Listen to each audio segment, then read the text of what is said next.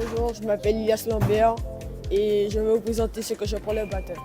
Alors je prends 2 pains avec du lait, 2 fruits parce que c'est important et un peu de jus car c'est pour avoir de l'énergie le matin et 2 beurres pour mettre dans mon pain et du sucre. Et c'est tout. Donc du coup le matin je prends un pain complet, un pain blanc, un fruit et en général du jus. Donc, voilà.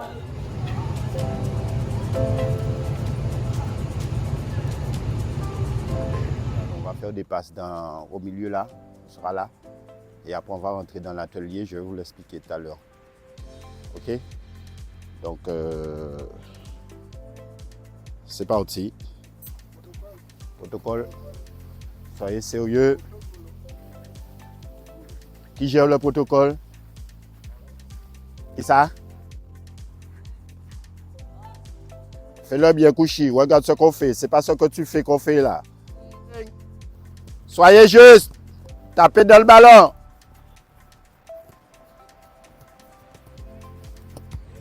Attaque la balle. Oui. La première touche devant, pas tu peux aller derrière. Mes débuts se passent bien, ben on progresse, on écoute les conseils et de jour au jour, on essaie de s'améliorer.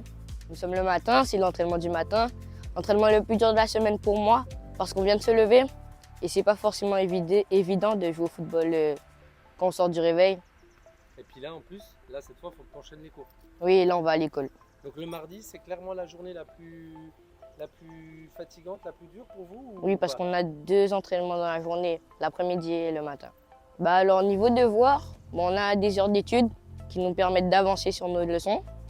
Après, chez nous, on a toujours le temps de réviser parce que entre les entraînements et le soir, quand on mange ou on dort, on a toujours un temps à nous pour réviser, pour passer du temps avec notre famille, etc. Nous, les externes. Donc oui, j'arrive à tout gérer. Bonjour.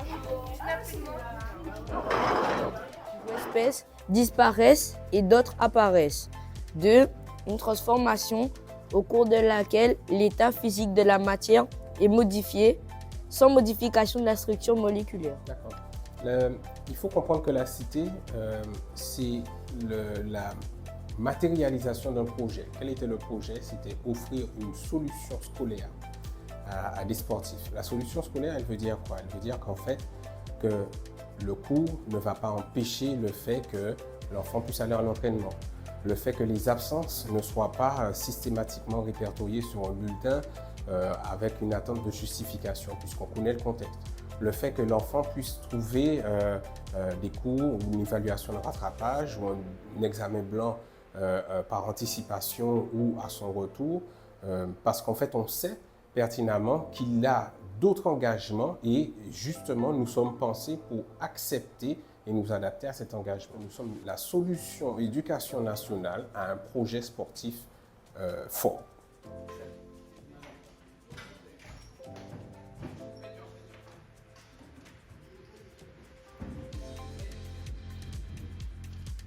Du coup, là, nous sommes en études. C'est le moment pour réviser, travailler nos devoirs à faire pour le lendemain ou pour les jours à venir. Du coup, là, on est ensemble avec les autres troisièmes, tous les sports différents. On peut s'entraider et faire les études ensemble, nos leçons. Retirez les chaussures et chaussettes. Bonjour. Alors, c'est pas Jean-Luc podologue? Non. Non, est-ce que tu sais c'est quoi le rôle du podologue? Non, l'appelle-toi. Podologue, puis il y a quoi dedans? Pied, voilà.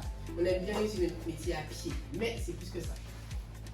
Donc le podologue va s'occuper de toute la sphère du pied, les chevilles, genoux, hanches, jusqu'au dos.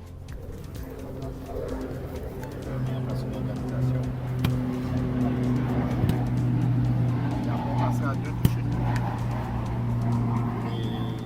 Les extrémités seront 2 touches max. Ok? On a compris? Donc on commence l'échauffement sans passer par le protocole de prévention. On n'en a pas besoin. Cet après-midi, on l'a fait ce matin. Donc moi, c'est Dolcle Elior. Je suis milieu défensif de l'Étoile de Morne-à-l'Eau. Je suis en première année du pôle sport football. En ce moment, je suis blessée, donc c'est quand même une période difficile, mais j'essaie de surmonter tout ça en continuant à faire le maximum d'exercices pour habituer ma blessure à se mettre en activité. Oui, je fais des séances de kiné 2 fois par semaine et voilà. Après, je mets de la glace et de la poche chaude. Tu espères un retour sur les terrains pour jouer, pour être avec tes coéquipiers? T'as un délai? T'as déjà Oui. une idée? Pour moi, c'est à la rentrée des vacances de Noël que je pourrai reprendre.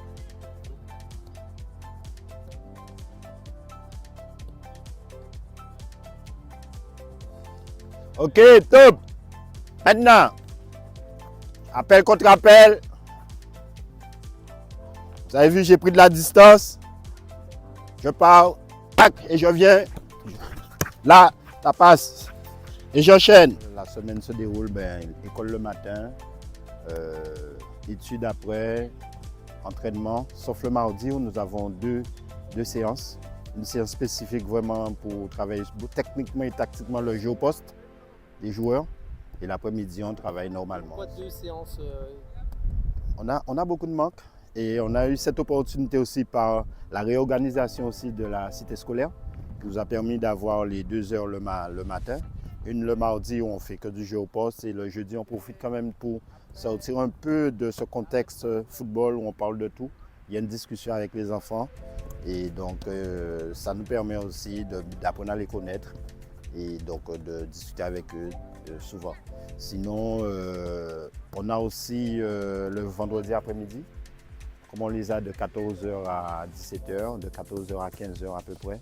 On fait de la vidéo, des retours vidéo sur tout ce qu'on attend d'eux, ce qu'ils devraient faire, ce qui a fonctionné, ce qui a amélioré aussi, parce que bon, ils réussissent aussi des choses et on leur montre au travers des vidéos, parce qu'on a quand même, depuis 1 an et demi, on a une analyse vidéo qui nous permet de faire des retours. Alors, je m'appelle Jairon Edouard, je suis l'analyse vidéo du Pôle Espoir. Donc, mon rôle, c'est de filmer et de séquencer les séances d'entraînement du Pôle Espoir en fonction de ce que voudraient voir les coachs. Donc, il y a un travail qui est fait après sur un logiciel d'analyse vidéo. Ensuite, ces vidéos-là sont envoyées au staff, au reste du staff, donc les 2 coachs, qui feront une séance vidéo avec les joueurs pour leur montrer le contenu de leur semaine. Toi, en tant que jeune fille, jeune footballeuse, comment tu vis ton quotidien au Pôle Espoir avec un groupe de garçons? Pour moi, ça n'a pas été dur parce que dans mon club, je joue qu'avec des garçons. Du coup, j'ai très vite été adaptée par rapport à ça parce que dans mon club, il n'y a pas de filles. Ça fait 2 ans, il n'y a pas. Et du coup, j'ai pas eu vraiment de ressenti par rapport à ça. Comment tu vois toi cette journée du mardi? On sait qu'elle est particulièrement prenante avec 2 séances. Est-ce que pour toi c'est la journée la plus intense ou la plus C'est pas longue? forcément la plus intense, c'est la plus longue parce qu'on a 2 entraînements un seul jour. Mais c'est pas la plus longue, c'est pas la plus intense parce que le matin on fait plus de la technique, tout ce qui est de la vision de jeu. On ne fait pas vraiment d'atelier physique, on fait plus de la manipulation avec le ballon. Déjà en tant qu'entraîneur adjoint au Pôle Espoir, je seconde Pierre Feltrou. Au début, c'est dans la matinée et très tôt avec Pierre, nous élaborons la séance de la journée où on va travailler dessus, mettre ça en place. Et puis, il est vrai que je suis ces derniers temps je me suis plus focalisé sur les données, c'est-à-dire les GPS et tout, savoir le nombre de kilomètres que l'enfant va réaliser au cours de l'entraînement, le nombre de sprints. C'est pour avoir une bonne préparation aussi de sa semaine d'entraînement, c'est-à-dire au niveau RPE, c'est-à-dire ressenti de la journée, de l'entraînement, et puis par la suite mettre ça en place, savoir s'il peut s'entraîner beaucoup plus sur une séance et diminuer peut-être sur une autre séance. C'est en fonction de tout ça, ce sont des données. Et puis par la suite, c'est faire l'entraînement, animer l'entraînement aussi avec Pierre. Et puis voilà, c'est une journée, enfin sur une séance type, ça se passe plutôt comme ça. Aujourd'hui, le pôle, malgré tout, et malgré notre éloignement, on arrive quand même à former nos joueurs pour qu'ils soient pros. On n'en a pas beaucoup, mais on a quand même sur chaque année d'âge, sur la génération 2000, des jeunes qui sont nés en 2000, chaque année d'âge jusqu'au 2007, on a au minimum un pro. Donc ça veut dire que le travail est bien fait avec mon staff. Et c'est quand même de faire ce qu'il faut pour que nos jeunes puissent avoir cette opportunité pour avoir une chance d'être vus et peut-être pas tout de suite d'être pro, peut-être de rentrer dans les sélections, d'être vus par un club, un centre de formation. S'ils ne sont pas vus là, de candidater aussi pour aller au CERFA. Et après, bon, il y a la section sportive aussi à Bainbridge qui nous permet aussi de mettre quelques joueurs qui n'ont pas été vus pour qu'ils puissent s'aguerrir. Donc c'est notre rôle. Ben, comme je le dis, bon, notre structure, on n'entend pas trop parler d'elle, mais on est là. Et aujourd'hui, on est quand même fiers que tous les jeunes depuis 24 ans qui ont été pros sont passés par nos structures.